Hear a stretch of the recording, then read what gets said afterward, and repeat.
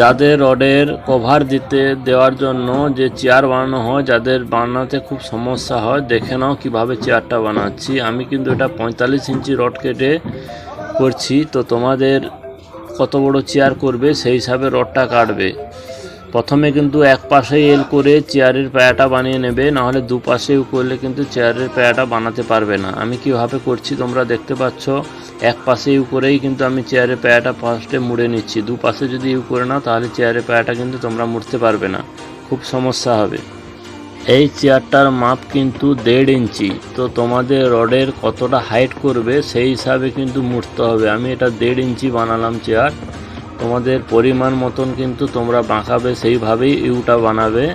না হলে কিন্তু যত দূরে ধরবে তত বড় হবে, যত কাছে ধরবে ডাইস তত ছোট হবে। এটা